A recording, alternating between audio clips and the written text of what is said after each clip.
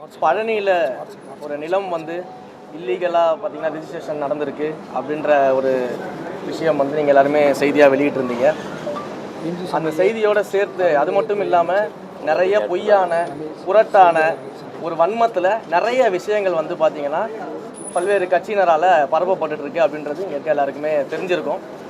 பார்த்திங்கன்னா அந்த நிலத்தை வந்து ரிஜிஸ்ட்ரேஷன் பண்ணது என்னுடைய சொந்தக்காரரு, 100 கோடி ரூபாய் மதிப்புள்ள ஒரு சொத்தை வந்து 2 கோடி ரூபாய்க்கு ரிஜிஸ்டர் பண்ணிட்டாங்க, அது மாண்புமிகு அமைச்சருடைய உறவினர் தான் பண்ணியிருக்கிறாரு அப்படின்லாம் சமூக வலைதளத்தில் நிறைய பரவிட்டாங்க. உண்மையிலேயே அப்படி ஒரு உறவினர் எனக்கு எங்கேயோ இருக்காங்கன்றதை கண்டுபிடிச்சி சொல்லியிருக்காங்க பாருங்கள். எப்பேற்பட்ட கண்டுபிடிப்புன்றதை நான் இன்றைக்கி தான் பார்க்குறேன். இப்படிப்பட்ட உறவினர் எனக்கு அங்கே இருக்கிறாங்கன்றது எனக்கே இன்றைக்கி தான் தெரியும். அப்போ அப்படிப்பட்ட இடத்துல இந்த மாதிரியான ஒரு பொய் செய்திகள் எல்லாம் வந்து பரப்பிவிட்டு இருந்தாங்க. அடுத்தது ஏதோ அரசாங்கம் வந்து கவனம் செலுத்தாமல் அரசாங்கமுக்கு தெரிந்து தான் இதெல்லாம் நடக்குது, அமைச்சர்களுக்கு தெரிஞ்சு தான் இதெல்லாம் நடக்குது அப்படின்றது போல் பல பேர் பல்வேறு விஷயங்களை பொய்யாக புரட்டாக சமூக வலைதளங்கள்லையும் சில யூடியூப்களிலும் பார்த்திங்கன்னா பரப்பிட்டு வராங்க. ஸோ அதற்கு ஒரு விளக்கமாக தான் இந்த விஷயத்தை நம்ம சொல்கிறோம். என்னென்ன நடவடிக்கைகள் நம்ம எடுத்திருக்கோம் அப்படிங்கிறத நம்ம சொல்கிறதுக்காக தான் முக்கியமாக இன்றைக்கு செய்தியாளர்கள் சந்திக்கிறோம். இந்த பழனியுடைய அடிவாரத்தில் இருக்கக்கூடிய தண்டபாணி மடத்துக்கு சொந்தமான அந்த நிலத்தை பொறுத்த வரைக்கும் ஏற்கனவே பார்த்திங்கன்னா பல முறை அந்த இடத்தை வந்து ரிஜிஸ்டர் பண்ணக்கூடாது யாருக்கும் அப்படின்னு சொல்லிட்டு பழனி கோயிலுடைய ஜேசி மூலயமாக சப் ரிஜிஸ்டர் ஆஃபீஸ்க்கும் டிஸ்ட்ரிக்ட் ரிஜிஸ்டர் ஆஃபீஸ்க்கும் பல முறை கடிதங்கள் வழங்கப்பட்டிருக்குது. நீங்கள் அந்த கடிதங்கள் பார்த்தீங்கன்னா 15/9/2025, 16/11, 25/12 போன 2025 பார்த்தீங்கன்னா இந்த கடிதங்கள்லாம் நம்ம வழங்கியிருக்கிறோம். இதை தாண்டி கடந்த மார்ச் மாதம் 2026 மார்ச் மாதம் 27ஆம் தேதி அன்னைக்கு வந்து பார்த்தீங்கன்னா அந்த லேண்டை வந்து திரும்ப ரிஜிஸ்ட்ரேஷன் பண்ணுறதுக்கு ட்ரை பண்ணியிருக்கிறாங்க. ஒரு ஃப்ராட்லண்ட் சேல் டீடை வச்சு ரிஜிஸ்ட்ரேஷன் பண்ணுறதுக்கு ட்ரை பண்ணியிருக்கிறாங்க.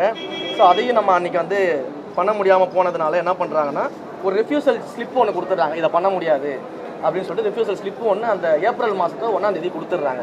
அந்த ரெஃப்யூசல் ஸ்லிப்பை வச்சுக்கிட்டு அந்த ப்ரைவேட் பார்ட்டி என்ன பண்ணுறாங்க, ஒரு 2-3 பேர் சேர்ந்துக்கிட்டுனா கோர்ட்டுக்கு போகிறாங்க. ஸோ கோர்ட்டுக்கு போயிட்டு ஏப்ரல் 10ஆம் தேதி ஒரு ஆர்டர் ஒன்று வாங்குறாங்க. அந்த ஆர்டரில் வந்து பார்த்தீங்கன்னா கோர்ட் வந்து ஒரு வழிமுறையை கொடுக்குறாங்க. டாக்குமெண்ட்ஸ் எல்லாம் வெரிஃபை பண்ணி அது சரியாக இருந்தால் ரிஜிஸ்ட்ரேஷன் பண்ணலாம் அப்படின்ற டாக்குமெண்ட் சரியாக இருந்தால் வெரிஃபை பண்ணி கேன் பி கன்சிடர்னு ஒரு கேன் பி கன்சிடர்னு சொல்கிறாங்க. ஸோ அப்படி வந்து ஒரு ஆர்டரை கொடுக்குறாங்க.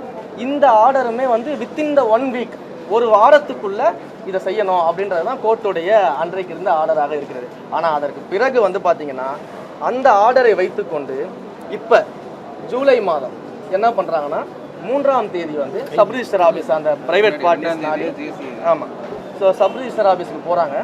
போயிட்டு 3ஆம் தேதி இதை ரிஜிஸ்ட்ரேஷன் பண்ணணும்னு சொல்லி கேட்குறாங்க. ஆனால் 2ஆம் தேதியே 3ஆம் தேதி அவர் போகிறாங்க அந்த ரிஜிஸ்ட்ரேஷன் பண்ணுறதுக்கு. அதற்கு முன்னாடி நாள் 2ஆம் தேதியே பழனியுடைய ஜேசி என்ன பண்ணுறாரு அப்படின்னா இந்த லேண்டில் எந்த விதமான ரிஜிஸ்ட்ரேஷனும் பண்ணக்கூடாது அப்படின்னு சொல்லிட்டு டிஸ்ட்ரிக்ட் ரிஜிஸ்டர் ஆஃபீஸுக்கு மீண்டும் வந்து கடிதத்தை எழுதிடுறாங்க. 3ஆம் தேதியும் அந்த ரிஜிஸ்ட்ரேஷனை வந்து ஹோல்டு பண்ணி பெண்டிங்கில் போட்டுடுறாங்க. முயற்சி பண்ணுறாங்க, நம்ம பெண்டிங்கில் போட்டுடுறோம். முயற்சி பண்ணுறாங்க. அப்போ இருந்த சப் ரிஜிஸ்டர் வந்து அப்போ வந்து அசிஸ்டன்ட் ஒர்க் பண்ணிட்டு இருக்கிறாரு. நாங்கள் 1ஆம் தேதி ஒரு ட்ரான்ஸ்ஃபர் போடுறோம், புதுசாக ட்ரான்ஸ்ஃபர் ஆனவங்க இன்னும் வந்து ஜாயின் பண்ணல. அதுக்காக ஒரு அசிஸ்டன்ட் வந்து சப் ரிஜிஸ்டர் பொசிஷனில் இருக்கிறாங்க. அவர் வந்து மறுத்துறாரு, இந்த பெண்டிங்கில் போட்டுறாரு அந்த டாக்குமெண்ட்டை ரெஜிஸ்டர் பண்ணாங்க. பெண்டிங்கில் போட்டு முடிச்சதுக்கப்புறம் வந்து பார்த்தீங்கன்னா திரும்ப வந்து 6ஆம் தேதி ஒரு அடிஷ்னலாக வந்து சார்ஜ் எடுத்துக்கிறதுக்காக லீவில் இருக்கக்கூடிய இடத்துல ஒரு ஆள் சார்ஜ் எடுத்துக்கணும். அந்த பர்சனும் லீவில் போகிறதுனால சார்ஜ் மணிகண்டன் ஒருத்தரை வந்து ஸோ அந்த ஜஸ்டின் மணிகண்டன் அப்படின்றவர் வந்து சார்ஜுக்கு அன்றைக்கி லீவில் போகிறதுக்காக யாருமே இல்லைன்றதுனால சார்ஜுக்கு வராரு. அவர் இதை பற்றியான இந்த ஹிஸ்ட்ரியை தெரியாமல் என்ன பண்ணிடுறாரு அப்படின்னா அந்த ரிஜிஸ்ட்ரேஷனை அன்றைக்கி பண்ணி கொடுத்துட்றாரு. இது வந்து 6ஆம் தேதி நடக்குது. அப்போ இது தெரிஞ்ச உடனேயே உடனடியாக நம்மளுடைய ஹெச்ஆர்என்சியினுடைய அதிகாரிகள் என்ன பண்ணுறோம் அப்படின்னா இந்த ரிஜிஸ்ட்ரேஷன் வந்து இல்லீகலானது, இதை வந்து அவங்க இந்த ஹிஸ்ட்ரியை பார்க்காம பண்ணி கொடுத்துட்டாங்க அப்படின்னு சொல்லி சம்மந்தப்பட்ட துறை அதிகாரிகள் பதிவுத்துறை அதிகாரிகிட்டலாம் பேசி அந்த நிலத்தோடைய ரிஜிஸ்ட்ரேஷனை ஸ்டாப் பண்ணுறதுக்கு என்னென்ன வழிமுறைகள் இருக்குதோ அது எல்லாத்தையும் முன்னெடுத்துருக்குறோம். கோர்ட்டில் இது சம்மந்தமான வழக்கு இருக்குது. இன்றைக்கு அந்த வழக்கு வந்து விசாரணைக்கு வந்துச்சு. விசாரணைக்கு வரும்பொழுது ஹெச்ஆர்என்சியும் வந்து ஒரு பார்ட்டியாக அவங்க அட்மிட் பண்ணியிருக்கிறாங்க. நாளைக்கு மறுபடியும் இந்த கோர்ட்டில் கேஸ் வருது. அப்போ இந்த லேண்டை நம்ம திரும்ப வந்து ரிட்ரைவ் பண்ண போகிறோம் அப்படின்றதுல எந்த விதமான சந்தேகமும் யாருக்கும் இங்கே தேவை கிடையாது. அதே போல் மாண்புமிகு அமைச்சர் அவர்களும் அவர் துறை சார்ந்து அந்த சார் பதிவாளரை உடனடியாக சஸ்பென்ஷன் பண்ணிட்டு நேர்மையான விசாரணைக்கு என்னென்ன செய்ய முடியுமோ அது எல்லாத்தையும் அவரும் அவர் துறை சார்ந்து பண்ணிக்கிட்டு இருக்கிறாரு. இப்படி லைன் பை லைனாக ஒவ்வொரு ஆக்ஷன்ஸாக நம்ம எடுத்துகிட்டு இருக்கும்பொழுது, ஏன்னா நாம் வந்து ஒரு அரசாங்கம் நடத்துகிறோம், சட்ட ரீதியிலான முறையில் நம்ம இந்த விசாரணை நடத்துகிறோம், நடவடிக்கைகள் இருக்கணும்னு சொல்லிட்டு இது ஒவ்வொன்றா நம்ம பண்ணிக்கிட்டு இருக்கும்பொழுது இந்த விசாரணையை வந்து என்னன்னே தெரியாமல், என்ன நடக்குது, அரசாங்கம் என்ன பண்ணுது, இது எதையுமே தெரியாமல் பொத்தாம்பொதுவாக வந்து அமைச்சருடைய உறவினர் வந்து இந்த லேண்டை வந்து வாங்கிட்டாரு, அமைச்சரோட இதில் கை இருக்குது, அமைச்சருக்கு தெரிஞ்சுதான் இது நடக்குது அப்படின்லாம் ஒரு பயங்கரமான வன்மத்திலையும் இந்த அரசாங்கத்தின் மேலே ஏதாவது ஒரு ஊழல் கரையை வந்து நம்ம பண்ணிட மாட்டோமா அப்படிங்கிறதுக்காகவும் எதிர்கட்சிகள் கங்கணம் கட்டிக்கொண்டு வேலை பார்க்கறது நல்லா தெரியுது. நீங்கள் எவ்வளவு முயற்சி செஞ்சாலும் எங்களுடைய மாண்புமிகு முதலமைச்சர் அவர்கள் சொன்னது போல எங்களுடைய கவர்மெண்ட் க்ளீன் கவர்மெண்ட்டாக இருக்கும், டிரான்ஸ்பரண்ட் கவர்மெண்ட்டாக இருக்கும், கரப்ஷன் ஃப்ரீ கவர்மெண்ட்டாக நிச்சயம் இருக்கும். தவறு செஞ்சவங்க யாராக இருந்தாலும், எந்த டிபார்ட்மெண்ட்டாக இருந்தாலும், எவ்வளவு பெரிய அதிகாரியாக இருந்தாலும் நிச்சயமாக நடவடிக்கை எடுப்போம். அதற்கான ப்ரொசீஜரில் தான் நாங்கள் இருந்துகிட்டு இருக்கிறோம். அந்த விசாரணைகள்லாம் நடந்துகிட்டு இருக்குது. போலீஸ் ஸ்டேஷனில் எஃப்ஐஆர் ஃபைல் பண்ணியாச்சு. சம்மந்தப்பட்ட சப் ரிஜிஸ்டர் மேலேயும் அதே போல் இந்த ரிஜிஸ்ட்ரேஷனுக்காக ட்ரை பண்ண அந்த ப்ரைவேட் பார்ட்டிஸ் மேலேயும் எஃப்ஐஆர் ஃபைல் பண்ணி போலீஸ் விசாரணை நடந்துகிட்டு இருக்குது. துறை ரீதியான நடவடிக்கைகளையும் எடுத்துக்கிட்டு இருக்கிறோம். ஸோ இப்படி எல்லா விஷயங்கள்லையுமே எல்லா இடங்கள்லையுமே மிக நேர்மையாக எங்களுடைய விசாரணை நடந்துகிட்டு இருக்குது. இதற்கு நடுவில் இது போல பொய் புரட்டுகளை பரப்புவர்கள் மேலே, குறிப்பாக என்னுடைய உறவினர்னு சொல்லி பொய் புரட்டுகளை நிறைய பேர் பரப்பிட்டு இருக்காங்க பார்த்தீங்களா, அவங்க மேலே எல்லாமே சட்டப்படி நடவடிக்கை எடுக்கிறதுக்கான முயற்சிகளை நான் முன்னெடுத்திருக்கிறேன். காவல்துறையில் புகார் அளிச்சிருக்கிறோம். தொடர்ந்து இது போல செய்யும் வகையில் யார் யாரெல்லாம் இப்படி பொய் புரட்டு புகார்களை பரப்பிட்டு இருக்காங்களோ அவங்க மேலே நடவடிக்கை எடுக்கப்படும். ஒருவேளை என்னுடைய உறவினர் தான் அந்த 100 கோடி சொத்தை வாங்கினாரு, அவர் தான் 2 கோடி பண்ணிட்டாருன்னு யாராவது நிரூபித்து ஆதாரம் இருந்தால் காட்ட சொல்லுங்கள். அப்படி எந்த ஆதாரமே இல்லாமல் பொய்யாக புதுசாக ஒரு உறவினரை எனக்கே உருவாக்கிட்டு இருக்காங்க. எனக்கே தெரியாது என் உறவினர் இருக்காங்கன்னு சொல்லிட்டு புதுசாக ஒரு உறவினரை உருவாக்குறாங்க. கடந்த காலகட்டத்தில் இந்த புதுசாக அப்பாக்களெல்லாம் உருவாக்கின மாதிரி, அண்ணன்களை பெரியப்பாக்கள்லாம் உருவாக்கின மாதிரி எனக்கு உருவாக்கிட்டு இருக்கிறாங்க. அப்போ எங்களுக்கு யாரை பற்றியும் கவலை கிடையாது. எங்களுக்கு மடியில் கனம் இல்லை, வழியில் பயம் இல்லை. நாங்கள் தைரியமாக இந்த விஷயத்தில் இருக்கிறோம். இன்னொரு விஷயமும் சொல்கிறேன், கோயில் நிலங்களை பொறுத்த வரைக்கும் 1 இன்ச்சு கூட யாருக்கும் கொடுப்பதற்கு நாங்கள் தயாராக கிடையாது. கோயில் நிலங்களை பொறுத்த வரைக்கும் இது போன்ற இல்லீகல் ஆக்டிவிட்டீஸில் நேர்மையாக துரிதமாக சட்டப்படி எல்லா நடவடிக்கையும் எடுக்கப்படும் அப்படிங்கிறத இந்த இடத்துல நாங்கள் தெரிவிச்சோம். சார் இதே போல வந்து பார்த்தீங்கன்னா வெண்ணமலை, அதாவது கரூர் பிரச்சனையும் கொண்டு வந்தாங்க. கரூரில் வந்து 4 கோயில்களில் இடம் வந்து அந்த இடம் வந்து பார்த்தீங்கன்னா உங்களுக்கு வந்து நீங்கள் கொடுத்ததா வந்து கோயில் இடத்த வந்து தாராவாத்து கொடுத்துட்டாங்கன்னு அப்போ அதுவும் வந்து ஒரு விமர்சனம் வருது. செய்தியாளர் சந்திப்புன்னு சொல்லியிருக்காங்க. கரூர்லேயே 2 விதமான ஒரு குழப்பங்கள் இருக்குது. ஏன்னா ஒரு புறம் வந்து கோயில் இருந்து நீங்கள் கொடுத்துருக்கீங்க, அதே போல் வெண்ணமலையிலையும் வந்து மக்கள் வந்து ஏற்கனவே கவர்மெண்ட் ரிஜிஸ்டர் பண்ணதெல்லாம் அப்போ வந்து கோயில் இடம் இருந்தபோது ஏன் ரிஜிஸ்டர் பண்ணாங்க? ஏன்னா இப்போ வந்து இப்போ என்ன இப்போ பண்ணுறதில்லைன்றீங்க, ஆரம்பத்தில் வந்து ஏன் பண்ணாங்க? இல்லை, அருமையான கேள்வி அண்ணன் கேட்டார். இதுவும் ஒரு பொய்யான புரொபகேண்டா. கோயில் நிலத்தை தாரவாத்துட்டாங்க, கோயில் நிலத்தை பட்டா போட்டு கொடுத்துட்டாங்க, கோயில் நிலத்தை வந்து ஆக்கிரமிப்பாளர்களுக்கு கொடுத்துட்டாங்க, இப்படின்னு டிசைனாக கலராக வந்து போய் சொல்லி ரீல் சுற்றிக்கிட்டு இருக்கிறாங்க சில பேர். குறிப்பாக அண்ணன் நயினார் நாகேந்திரன் போன்றவர்கள்லாம் இது என்ன விஷயம், என்ன ஹிஸ்ட்ரி இருக்குது, என்ன சட்டங்கள் இருக்குது, இது எதையுமே பார்க்காம கலராக ரீல் சுற்றிக்கிட்டு இருக்கிறாங்க சமூக வலைதளத்தில். அதாவது இனாம் ஒழிப்பு சட்டம்னு ஒன்று இருக்குது. இது அண்ணனுக்கு தெரியுமா என்னன்னு எனக்கு தெரியல. இனாம் ஒழிப்பு சட்டத்தின் மூலமாக 1963-67 காலகட்டத்தில் வந்து பார்த்தீங்கன்னா பல்லாண்டுகளுக்கும் மேலாக அங்கே உழவு தொழில் செய்து விவசாயம் செய்து வந்த அந்த மக்கள், குடிவாரம்னு சொல்லக்கூடிய அந்த மக்கள் அங்கே வசித்து வராங்க. அப்போ அவங்களுக்கு அந்த இடத்துடைய உரிமையை கொடுக்கும் விதமாக, அந்த இடத்தை அனுபவித்து அவங்க வந்து அதற்கான பயன்பாட்டுக்கு கொண்டு வரும் விதமாக அந்த இனாம் ஒழிப்பு சட்டத்தின் மூலமாக அன்றைய காலகட்டத்தில் வந்து பார்த்திங்கன்னா ஃபுல் சர்வே, ஒரு செட்டில்மெண்ட் தாசில்தாரை போட்டு கம்ப்ளீட் சர்வே எல்லா வகையிலும் என்கொயரி பண்ணி யார் யாருக்கெல்லாம் நியாயமாக பட்டா வழங்கப்பட வேண்டும்னு முடிவு பண்ணாங்களோ அவங்க எல்லாருக்கும் அப்போவே பட்டா வழங்கிட்டாங்க. இவங்க சொன்னது போல் ஏதோ புதுசாக தாவேக்கா ஆட்சிக்கு வந்தோடனே பட்டா போட்டு கொடுத்துட்டோம் அப்படின்றது ஒரு அப்பட்டமான பொய். அது இனாம் ஒழிப்பு சட்டத்தின் மூலமாகவே அவங்களுக்கு பட்டா கொடுத்தாச்சு. பட்டா கொடுத்ததுக்கு பிறகு 60 ஆண்டுகளுக்கும் மேலாக அந்த மக்கள் வந்து அங்கே வசிச்சுட்டு வராங்க. பல முறை அந்த 60 ஆண்டு காலத்தில் பல முறை அந்த மக்கள் வந்து நிலங்களை விற்கிறது, வாங்கிறது, லோன் எடுக்கிறது, இன்னும் சொல்லப்போனால் பல்வேறு இடங்களில் கவர்மெண்ட் ப்ராஜெக்ட்ஸுக்கு அந்த இடத்த எடுக்கும் பொழுது சம்மந்தப்பட்ட நில உரிமையாளர்களுக்கு அந்த பட்டா வச்சுருக்காங்க இல்லையா, இன்றைக்கி அவங்க என்க்ரோச்சர்னு சொல்கிறாங்க இல்லையா, அந்த பட்டா உரிமையாளர்களுக்கு அரசாங்கமே காம்பன்சேஷனும் கொடுத்துருக்கக்கூடிய வரலாறுகள்லாம் இங்கே இருக்குது. அப்போ அரசாங்கமே ஒருத்தர் காம்பன்சேஷன் கொடுக்குறதுனா அவருக்கு ரைட் இருக்கிறது தானே கொடுக்குறாங்க. அப்போ இதெல்லாம் அங்கே இருக்குது. இந்த 60 ஆண்டு காலம் இருந்தவங்கள சில அரசியல் சூழல்கள் என்ன பண்ணுறாங்கன்னா பிளாக் பண்ணுறாங்க.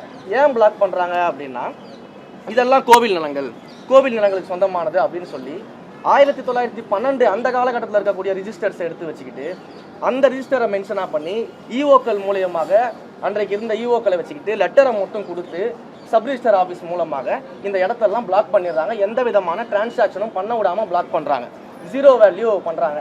அப்போ இந்த பிளாக் பண்ணதுனாலையும் டிரான்சாக்ஷனை ஜீரோ வேல்யூ பண்ணதுனாலையும் அங்கே இருக்கக்கூடிய மக்கள் எவ்வளவு கஷ்டப்பட்டிருக்காங்க, எவ்வளோ போராடி இருக்காங்க, எத்தனை போராட்டங்களுக்கான ஆதாரத்தை நான் கொடுக்க முடியும், முடிச்சிடறேன். ஸோ இந்த மாதிரியான விஷயங்கள் நடந்துகிட்டு இருக்கும்போது அந்த மக்கள் ஒரு கல்யாணம் காட்சினா லேண்ட் அடிச்சு லோன் வாங்க முடியாது, ஒரு அவசர தேவைக்கு லேண்டை விற்க முடியாது, வீட்டை விற்க முடியாது, எந்த டிரான்சாக்ஷனும் பண்ண முடியாத ஒரு சூழலில் அவங்க மாட்டிக்கிட்டாங்க. இதற்கான போராட்டம் தொடர்ந்து நடந்துகிட்டு இருக்குது. அதே போல் கடந்த தேர்தலில் இதே அதிமுக பாஜக கூட்டணி வச்சு சந்திக்கும் பொழுது இந்த இனாம் விஷயம் தொடர்பாக மக்களுக்கு ஏற்றார் போல நாங்கள் என்னென்ன நல்ல நடவடிக்கை எடுக்கணுமோ அது எடுக்கிறோம்னு சொல்லி தேர்தல் அறிக்கையிலேயே கொடுத்துருக்காங்க. ஆனால் இன்றைக்கு அவங்க எதிர்த்து பேசுகிறாங்க, புரியுதுங்களா? அப்போ இந்த மாதிரியான விஷயங்கள் பண்ணிட்டு இருக்கிறோம். இதில் நியாயப்படி நீங்கள் பார்த்தீங்கன்னா மொத்தம் வந்து நம்மளுடைய கரூர் மாவட்டத்தை பொறுத்த வரைக்கும் 3071 இனங்கள் சர்வே நம்பர்ஸ் வந்து பிளாக்கில் இருக்கு. அதில் கோவில் நிலங்கள் 2024 சர்வே நம்பர்ஸ் பிளாக்ல தான் இருக்குது, அதை யாராலையும் கை வைக்க முடியாது, ஓகேங்களா?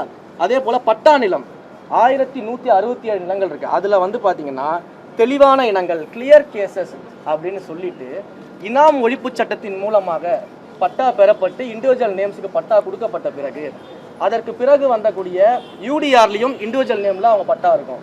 அதற்கு பிறகு கம்ப்யூட்டரைஸ்டு பண்ணதுக்கு அப்புறமும் இண்டிவிஜுவல் நேமில் அந்த பட்டா இருக்கும். இந்த 3 ரிஜிஸ்டரையும் சரியாக சரிபார்த்து இந்த கிளியர் கேசஸ் இந்த கேசஸ் மேலே எந்த விதமான கோர்ட்டு வழக்குகளும் நிலுவையில் கிடையாது. எந்த கோயிலும் போயிட்டு எங்களுடைய லேண்டுன்னு சொல்லி சிவில் சூட் போட்டெல்லாம் வழக்குகளும் நிலுவை கிடையாது. அப்படி எதுவுமே இல்லாத இந்த கிளியர் கேசஸ் இருக்குது பார்த்தீங்களா, அதனுடைய பிளாக்ஸை மட்டும்தான், அவங்களுடைய டிரான்சாக்ஷன் இருக்கக்கூடிய பிளாக்கை மட்டும்தான் ரிலீஸ் பண்ணியிருக்கிறோம். இவங்க சொன்ன மாதிரி கோயில் நிலத்தை கொண்டு போய் பட்டா போட்டு கொடுக்கல, புதுசாக பட்டா போட்டு கொடுக்கல, இதெல்லாம் தான் நம்ம பண்ணியிருக்கிறோம். இதுதான் வந்து இங்கே இருக்கக்கூடிய நிகழ்வு. இதை வந்து மூடி மறைச்சிட்டு கோயில் நிலத்தை பட்டா போட்டு கொடுத்துறோன்னு ஒரு பொய்யான ப்ரொபகண்டாவை முன் வச்சுட்டு இருக்கிறாங்க. 3000 சொச்சம் ஏக்கர் டோட்டல் பிளாக்ல இருக்கு. அதுல கோயில் நிலங்கள் 2024 சர்வே நம்பர்ஸ் தான் இருக்கு, ஓகேங்களா? அந்த 2024 நம்ம ஒரு இன்ச்சு கூட கை வைக்கல. இந்த தவறு நடந்திருக்கிறது நீங்க யோசிக்கிறீங்களா? தவறு நடந்திருக்கு. ஸ்டார் 3.0 ன்னு ஒன்று இது பண்ணிருக்கீங்க, டிரான்ஸ்பரண்ட் அண்ட் பேப்பர்லெஸ். ஒரு இது ரிஜிஸ்ட்ரேஷன் போட்டீங்கன்னா ஈஸி எடுத்தீங்கன்னா எல்லா லிஸ்டும் ஒரு கோயில் நிலம் ஒரு ஏக்கர் நிலம் 100 கோடி இருக்கும்போது அந்த லிஸ்ட் எல்லாம் வரும்போது இது வெறும் சப் ரிஜிஸ்ட்ரார் மட்டும் தான் ஈடுபட்டிருக்காங்களா? அமைச்சர் லோகேஷ் அவர்கள் ஒரு விஷயம் நான் சொல்றேன், அவர் சொல்லுவாரு. சப் ரெஜிஸ்ட்ரார் இந்த சப் ரெஜிஸ்ட்ரார் தப்பு பண்ணாருன்னு தெரிஞ்சதுனால தான் அவர் வந்து நேற்று சஸ்பெண்ட் பண்ணியாச்சு. அவர்கிட்ட நம்ம பேசும்போது ஓரலாக என்ன சொல்றாரு அப்படின்னா, கோர்ட் டைரக்ஷன் வச்சு நான் அந்த பத்திரத்தை பதிவு செஞ்சுட்டேன் அப்படிங்கிறாரு. என்ன அப்புறம் இப்போ நம்ம வந்து அந்த டாக்குமெண்ட் ஹோல்ட் பண்ணி தான் வச்சிருக்கிறோம். இப்போ என்ன கேட்டீங்க? ஸ்டார் 3.0 அவருக்கு மட்டும் தான் தெரிஞ்சு நடந்துச்சான்றது இல்ல, இதுதான் சொல்றேன். இவர் கோர்ட் டைரக்ஷன் வச்சு பண்ணி இருக்கிறாரு. இந்த கோர்ட் வந்து தலையிட்டு இது வந்து டாக்குமெண்ட்ஸ் கன்சிடர் பண்ணி it can be consider to register அப்படிங்கிற மாதிரி ஒரு டைரக்ஷன் கொடுத்துறாங்க. அதை வச்சு இவர் பண்ணிட்டேன்னு எங்ககிட்ட சொல்றாரு. பட் அது தவறு நடந்தது தான் சப் ரெஜிஸ்டரை நாங்கள் சஸ்பெண்ட் பண்ணிட்டோம், டாக்குமெண்ட்டை ஹோல்ட் பண்ணிட்டோம். அதுக்கு தான் சொல்ல வரவே இல்லை, அதுதான் விஷயத்துக்கு வரும். அவரு இப்போ அவர் சொன்னது போல அந்த தவறு நடந்திருக்கு. ஆமா, அதுதாங்க சொல்ல வர. அவர் நான் கன்க்ளூட் பண்றேன். ஏன்னா ஒரே விஷயத்தை சுத்தி வர வேண்டாம். நான் கன்க்ளூட் பண்றேன். இருங்க. இதுல சப்ரேஸ் நீங்க இன்னொரு கேள்வி கேட்டீங்க. சப்ரேஸ்டார் மட்டும்தான் இதுல வந்து சம்பந்தப்பட்டிருக்காரான்னு ஒரு கேள்வி கேட்கறீங்க. இவருக்கு மேல யார் இருந்தாலும் இதில் யார் சம்பந்தப்பட்ட துறை ரீதியான நடவடிக்கை எடுத்தாச்சு. இதுக்கப்புறம் விசாரணையும் தொடங்கியாச்சு. இவருக்கு மேல யாராக இருந்தாலும் அவர் மீது என்ன நடவடிக்கை எடுக்கணுமோ அத்தனை நடவடிக்கை எடுக்கப்படும்.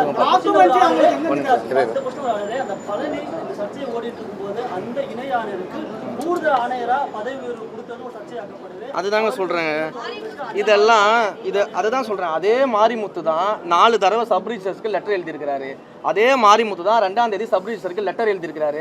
அப்புறம் எதன் அடிப்படையில் நீங்க அவரோட ப்ரமோஷன் லிஸ்ட்ல இருக்கிறவர், எதன் அடிப்படையில் அவரோட ப்ரமோஷன் நிப்பாட்டி வைக்கணும்னு நீங்க சொல்றீங்க? அவர் தானே லெட்டரே கொடுத்துருக்காரு 2ஆம் தேதி சப் ரிஜிஸ்டர் ஆஃபீஸ்க்கும் டிஸ்ட்ரிக்ட் ரிஜிஸ்டர் ஆஃபீஸ்க்கும் இந்த லேண்டை பத்திரப்பதிவு பண்ணக்கூடாதுன்னு ரிஜிஸ்டர் கொடுத்துருக்காரு. கோர்ட்டில் கேஸ் அவர் தான் மூவ் பண்ணியிருக்காரு. அந்த கோயில் சார்பில் இவ்வளோ விஷயங்கள் அவர் முன்னெடுத்திருக்காரு தானே. அப்போ இதில் என்ன அவருடைய ரெகுலர் ப்ரமோஷனை கொடுக்கறதுல என்ன பிரச்சனை இருக்குது? இதுக்காக departmental activities, regular promotions, transfers எல்லாத்தையுமா ஸ்டாப் பண்ணி வைக்க முடியும்? இது என்னங்க, இது நிர்வாக ரீதியாக நடவடிக்கை எடுக்கக்கூடாதா? எதற்கெடுத்தாலும் வந்து மொட்டை தலைக்கும் முழங்காலுக்கும் முடிச்சு போகிறதுன்னு சொல்லுவாங்களா, அந்த வேலையை பார்த்துக்கிட்டு எல்லாருமே கலெக்டர் ரீல் சுற்றிக்கிட்டு இருக்கிறதுக்காக டிபார்ட்மெண்ட் வேலையை செய்யாமல் இருக்க முடியும்? இது அவங்க தான் புரியாமல் பேசிக்கிட்டு இருக்கிறாங்க எல்லாருமே. சார், இப்போ உங்கள் மேலே வதந்தி பரப்பப்படுது, உங்கள் மேலான குற்றச்சாட்டுகள் எதிர்க்கட்சி வைக்கிறாங்க, காலை மேலே சொல்லியிருக்காங்க, புகார் கொடுக்கப்பட்டிருக்கு அப்படின்னு சொல்லி புகார் இதுக்கப்புறம் தான் கொடுக்க போறீங்களா? புகார் நேற்றே கொடுத்தாச்சு சார், கமிஷனர் ஆஃபீஸில் புகார் கொடுத்தாச்சு.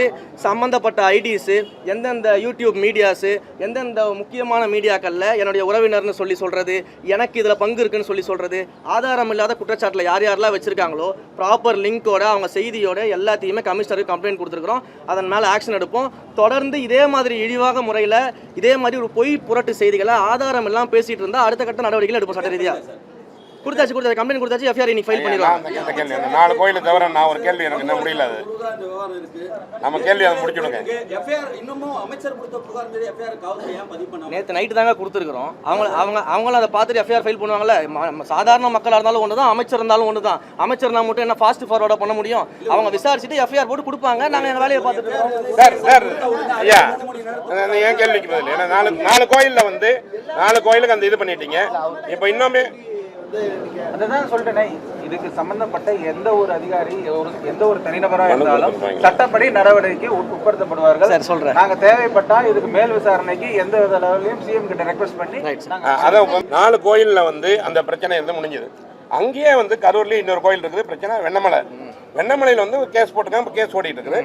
அதில் என்னன்னா, அதுலேயும் இதே மாதிரி தான் இனாமா கொடுத்ததுலேயும் வந்து அவங்களுக்கும் பிரச்சனையாக இருக்குது. அந்த கரூர் வெண்ணமலை கோயில்னால என்ன சிச்சுவேஷன் இருக்கு, என்ன மனு? வெண்ணமலை கோயில் மட்டும் இல்லை சார், கரூர் ரசத்தில் பல்வேறு கோயில்களில் இந்த பிரச்சனை இருக்குது சார்.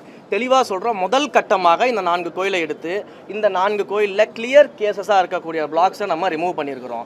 இது முதல் கட்டமாக பண்ணக்கூடிய ஃபேஸ் 1 பணின்றதை மிக தெளிவாக சொல்லியிருக்கிறோம். கலெக்டர் அவருடைய அறிக்கையிலையும் அதை சொல்லியிருக்கிறாரு. இது எல்லாமே ஒரு ஸ்டெப் பை ஸ்டெப் ப்ரொசீஜராக பண்ண போகிறோம். இன்றைக்கு கோர்ட்டில் ஹியரிங் வந்திருக்குது, கோர்ட்டில் கவுண்டர் ஃபைல் பண்ண சொல்லியிருக்கிறாங்க. இன்றைக்கு இந்த வழக்கின் மீது எந்த விதமான ஸ்டேவும் வந்து கொடுக்கல. ஸோ ப்ராப்பர் டாக்குமெண்ட்ஸை கோர்ட்டில் சப்மிட் பண்ண சொல்லியிருக்கிறாங்க. நாங்கள் கவுண்டர் கொடுக்க போகிறோம். அதே போல் இந்த மாதிரியான கிளியர் கேசஸ் இன்னும் எங்கெங்கெல்லாம் இருக்குது, இதற்கு நாங்கள் என்னென்ன அடுத்த கட்ட முன் நடவடிக்கை எடுக்க போகிறோம் அப்படிங்கிறது எல்லாமே நானும் மாண்புமிகு அமைச்சரும் ரெவென்யூ மினிஸ்டரும் எல்லாரும் சேர்ந்து முடிவு பண்ணி சிஎம் கிட்ட அப்ரூவல் வாங்கிட்டு தொடர்ச்சியாக தெளிவாக சொல்கிறோம்.